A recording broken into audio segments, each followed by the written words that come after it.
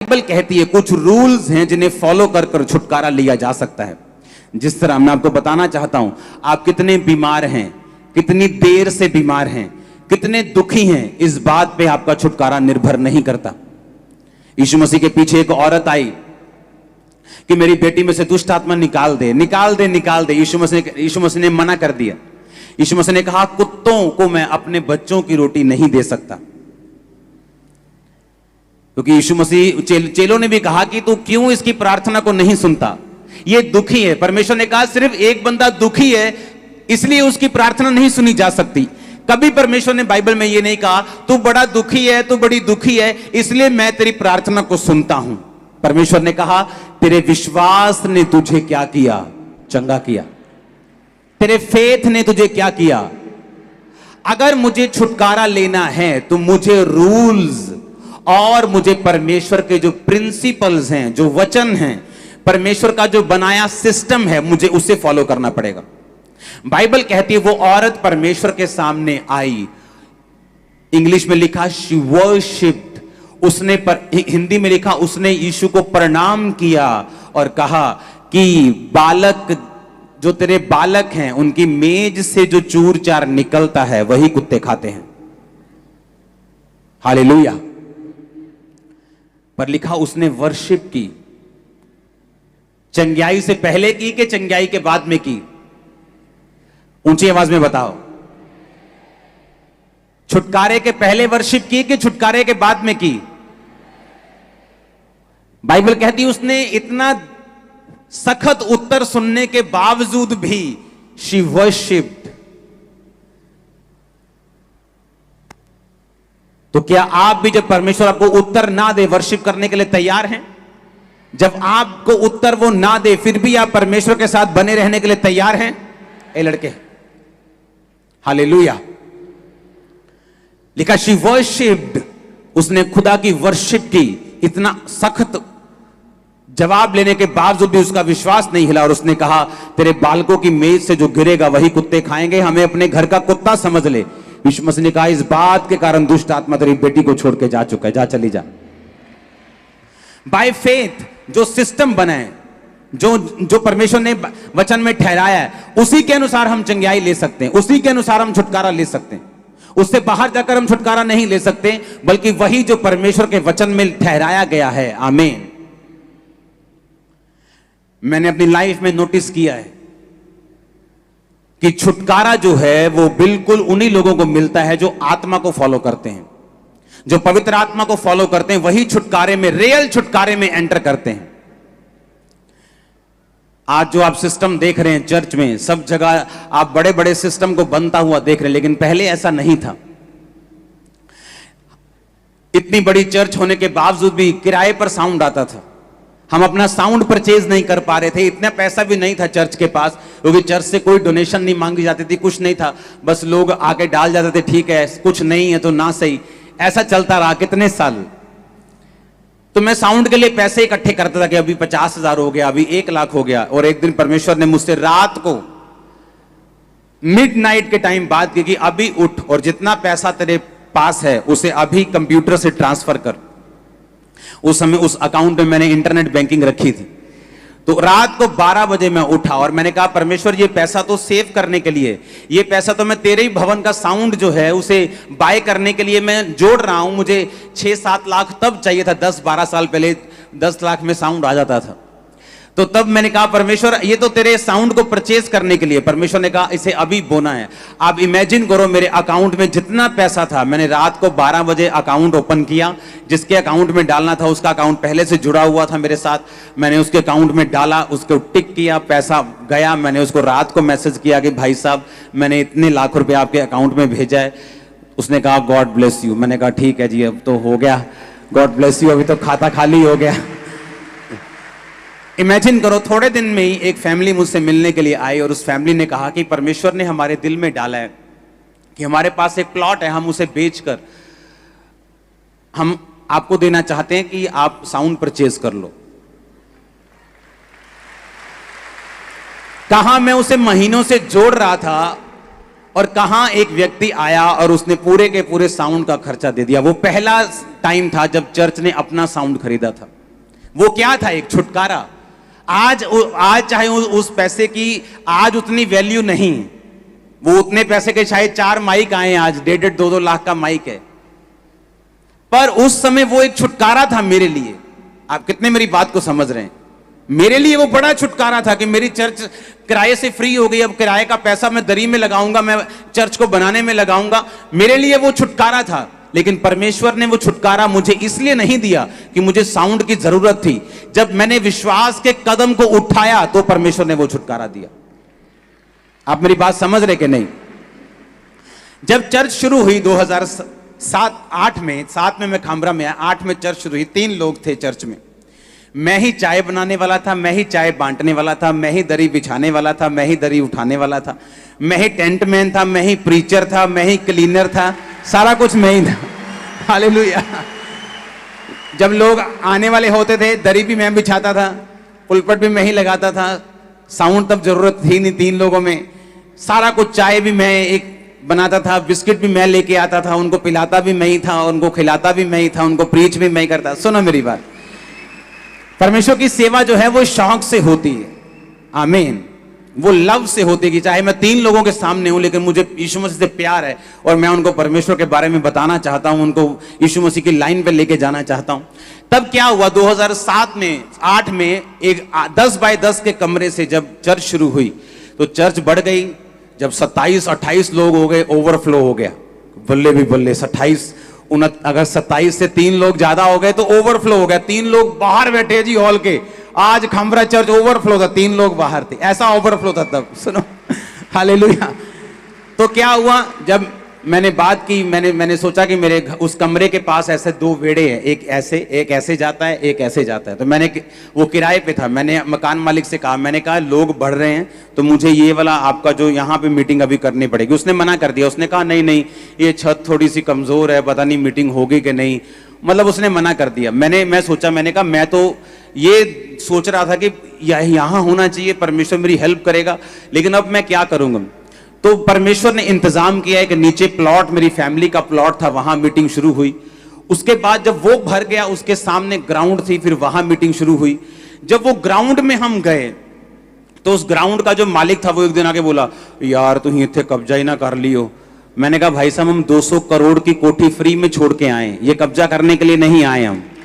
हाँ, लेकिन तब लोग आपको समझते नहीं, जब आपके अंदर रिजल्ट नहीं होता, जब आपने कुछ दिखाया नहीं होता, तब लोग आपको समझ नहीं पाते। तब मैंने कहा ठीक है, हम ये जगह 1 महीने के अंदर अंदर छोड़ देंगे। हमने जगह फाइंड करनी शुरू की, परमेश्वर कोई रेंट पे जगह हमें दे दे, कोई रेंट पे जगह मिल जाए, बड़ा प्लॉट मिल जाए, 100 मरले 150 मरले का रेंट पे। तो कोई रेंट पे देने के लिए तैयार नहीं था। तो एक डॉक्टर साहब है, उन्होंने अपना प्लॉट हमें ऐसे ही दे दिया कि आप यूज करो। फिर वहां गए, फिर मुझे मालूम था कितनी देर तक कोई प्लॉट, आपको कहीं तो अपनी जगह में जाना ही है, लेकिन कभी भी पैसों का इंतजाम नहीं, इतनी बड़ी चर्च होने के बावजूद भी। एक दिन जब मैं इंडिया के बाहर था तो वहां पे मुझे, जब मैं चर्च में गया तो वहां पे रूम के पैसे लगते हैं। मान लो एक रूम के वहां पैसे थे कि मान लो कि 80,000 रुपया एक वीक का, मान लो 2.5-3 लाख रुपया मुझे उस रूम के उनको देने थे। तो जब मैं वहां उस चर्च में पहुंचा अपने स्पिरिचुअल फादर के पास, तो उन्होंने मैसेज भेजा कि आपको रूम के पैसे देने की जरूरत नहीं। तो मेरे पास वो सारे पैसे बच गए। और जब मैं 3 हफ्ते वहां पे रहा और जब मैं आने लगा तो परमेश्वर ने, आप इमेजिन करो, ये नहीं कि पैसे बच गए, अभी फायदा हो गया वापस ले जाएंगे पैसे, नो नो नो। मुझे मालूम था कि परमेश्वर खास मकसद के तहत ऐसा कुछ कर रहा है। जब मैंने, परमेश्वर ने कहा कि जितने डॉलर्स तेरे पास हैं वो सारे बो के जाने। आप इमेजिन करो, मेरी जेब में लाखों रुपए के डॉलर्स थे। और जब मैं वहां फ्लाइट में लागोस से न्यू दिल्ली के लिए चढ़ा हूं, मेरी जेब में $1 भी नहीं था, सिंगल डॉलर। सारे डॉलर्स मैंने बो दिए। सुनो मेरी बात, अब मुझे कितने साल से हम ट्राई कर रहे थे। 2008 की मिनिस्ट्री चल रही थी, 8 निकल गया, 9 निकल गया, 10 निकल गया, 11 निकल गया, 12 में प्रवेश करने वाले थे। अभी तक चर्च के पास जगह नहीं थी। ये नहीं कि हमें चाहिए, बहुत ज्यादा जरूरी चाहिए, इसका मतलब ये नहीं परमेश्वर हमें दे देगा जब तक हम विश्वास के कदम नहीं उठाते। जब मैंने वहां पे एक बड़ा बीज बो दिया और इतना विश्वास के साथ कि परमेश्वर वापसी में अगर कोई काम पड़ गया तो तू जिम्मेवार है, मुझे मेरी जेब में एक भी पैसा नहीं है, आया तो मैं लाखों रुपए के साथ का, तेरी जिम्मेवारी है। इमेजिन करो जब मैं वापस आया, परमेश्वर ने इंतजाम बनाए। 2012 के लिए परमेश्वर ने फर्स्ट टाइम था जब चर्च अपनी जगह में गई थी। उसके बाद जब वो जगह जहां पे ली गई उसके साथ वाली जगह ली, लेकिन वो साथ वाली जगह झगड़े वाली थी। वो बोलता था मेरी है, जिसको हमने पैसे दिए वो बोलता था मेरी है कि प्रवासी लेनी नहीं जगह, साढ़े पैसे वापस करो। हमने वो जगह बेच की। 2014 में हम फिर इधर आए जहां आप बैठे हैं। आप मेरी बात समझे कि नहीं? मेरा छुटकारा मैं आपको इसलिए बता रहा हूं कि कैसे हुआ। बाइबल कहती है छुटकारा सिर्फ चाहने से, या मैं कितना दुखी हूं, या मुझे कितनी जरूरत है, इस चीज से कभी नहीं होता। हमें विश्वास के कदमों को उठाना पड़ता है, हमें व्यभिचार छोड़ना पड़ता है, हमें पाप छोड़ना पड़ता है, हमें बोना पड़ता है, हमें टाइथ निकालना पड़ता है, हमें ऑफरिंग्स को बोना पड़ता है, हमें परमेश्वर को अपनी जिंदगी समर्पित करनी पड़ती है, हमें अपनी जिंदगी से डर निकालना पड़ता है। बहुत सारी चीजें हैं जो छुटकारा मायने रख, जिससे छुटकारा आता है। वो छुटकारा किस तरह आएगा वो मायने रखती हैं चीजें। हालेलुया! कितने मेरी बात को समझ रहे हैं? मैं आपको अपना छुटकारा बता रहा हूं कि एक पास्टर के लिए मुझे मालूम है कितना मुश्किल होता है कि उसकी चर्च 7,000 क्रॉस कर जाए, लेकिन फिर भी उसके पास अपने चर्च के लिए जगह ना हो। उसे मालूम हो किराए पर आप कितनी देर रह लोगे, कितनी देर कोई आपको किराए पे अपने रख सकता है। कभी ना कभी तो आपको निकलना ही पड़ेगा, कभी ना कभी तो आपको अपनी जगह में जाना ही पड़ेगा। लेकिन कब ऐसा होगा? हम सोचते हैं हम प्रार्थना करेंगे, प्रार्थना करते रहेंगे, 40 साल भी करते रहेंगे, लेकिन जब तक आप विश्वास के कदम नहीं उठाएंगे, जब तक आप बोएंगे नहीं, जब तक आप परमेश्वर के वचनों को मानेंगे नहीं, तब तक परमेश्वर आपकी लाइफ में काम नहीं करता। हालेलुया! पहला राजाओं 3 उसकी 3 से 15 आयत में लिखा हुआ, सुलेमान यहोवा से प्रेम रखता था और अपने पिता दाऊद की विधियों पर चलता रहा। वह ऊंचे स्थानों पर भी बलि करता और धूप जलाता, और राजा गिबोन को बलि चढ़ाने गया, और क्योंकि मुख्य स्थान वही था, वहां उसने 1000 होम बलि चढ़ाए। हमेशा यह बात याद रखो, जब कोई भी बलि की बात होती है या ऐसी किसी चीज की बात होती है तो वो यहोवा के लिए है। पुराने टाइम में लोग वो सुगंध भी चढ़ाते थे और बलि भी चढ़ाते थे पुराने टाइम में। तो जब भी मैं आपको बलि की बात करूं, सुगंध की बात करूं, तो आपको मालूम होना चाहिए कि वो यहोवा के लिए था। गिबोन में यहोवा ने रात को स्वप्न के द्वारा सुलेमान को दर्शन देकर कहा, जो कुछ तू चाहे मैं तुझे दूं, मैं मांग। सुलेमान ने कहा, तू अपने दास मेरे पिता दाऊद पर बड़ी करुणा करता रहा, क्योंकि वह अपने को तेरे सम्मुख जानकर सच्चाई और धर्म के साथ चलता रहा। तूने उस पर इस तरह की करुणा की कि उसे उसकी गद्दी पर विराजने वाला एक पुत्र दिया है, जैसा कि आज वर्तमान है। अब हे परमेश्वर यहोवा, तूने अपने दास को मेरे पिता दाऊद के स्थान पर राजा किया है, परंतु मैं छोटा लड़का सा हूं जो भीतर बाहर आना नहीं जानता। फिर तेरा दास तेरी चुनी हुई प्रजा के लोगों के मध्य में है, जिनकी गिनती बहुतायत के मारे नहीं हो सकती। तो अपने दास को अपनी प्रजा का न्याय करने की, समझने की ऐसी शक्ति दे कि मैं भले बुरे को परख सकूं, क्योंकि ऐसा कौन है जो तेरी इतनी बड़ी प्रजा का न्याय कर सके। इस बात से प्रभु प्रसन्न हुआ कि सुलेमान ने ऐसा वरदान मांगा है। तब परमेश्वर ने उससे कहा, इसलिए कि तूने वरदान मांगा, ना तो दीर्घायु, ना धन, ना अपने शत्रुओं का नाश मांगा, परंतु समझने के विवेक का वरदान मांगा है। इसलिए सुन, मैं तेरे वचन के अनुसार करता हूं, तुझे बुद्धि विवेक से भरा हुआ मन देता हूं, यहां तक कि तेरे समान ना तो कोई पहले हुआ ना बाद में होगा। फिर जो तूने नहीं मांगा, धन और महिमा भी मैं तुझे यहां तक देता हूं कि तेरे जीवन भर कोई राजा तेरे तुल्य ना होगा। परंतु यदि तू अपने पिता दाऊद के समान मेरे मार्गों में चलता हुआ मेरी विधियों और आज्ञाओं को मानता रहेगा, तो मैं तेरी आयु को बढ़ाऊंगा। तब सुलेमान जाग उठा और देख कर कि यह सपना था। फिर वह यरूशलेम को गया और यहोवा की वाचा के संदूक के सामने खड़ा होकर होम बलि और मेल बलि चढ़ाए और अपने सब कर्मचारियों को भोज दिया। अब यहां पे बाइबल कहती है, जब सुलेमान राजा बना, उसे एक बात मालूम थी कि उसकी प्रजा बहुत बड़ी है, लेकिन उसके पास ऐसी बुद्धि नहीं जो अपनी प्रजा का न्याय कर सके। अब उसे छुटकारा चाहिए।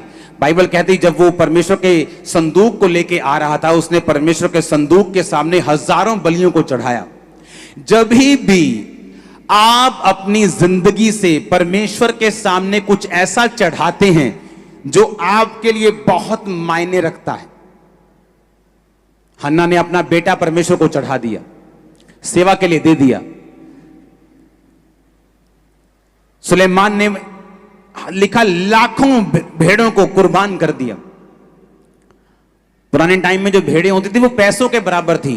लोग आपकी वेल्थ को भेड़ों के, आपके गधों के, आपके घोड़ों के जो साइज था उसके हिसाब से आपको जांचते थे। बाइबल कहती है कि जब उसने वो दिया तो परमेश्वर ने उसको सपना दिया और परमेश्वर ने कहा तू मुझसे क्या मांगता है। जब भी आप परमेश्वर को कुछ ऐसा देंगे जो आपके लिए कीमती है, परमेश्वर की स्पिरिट आपके लिए हिलेगी और वो आपसे बात करेगा। कुछ ऐसा जो मेरे लिए कीमती है, मैंने बहुत बार परमेश्वर को दिया है। जो मेरे लिए बहुत मायने रखता है, मैंने परमेश्वर को दिया है।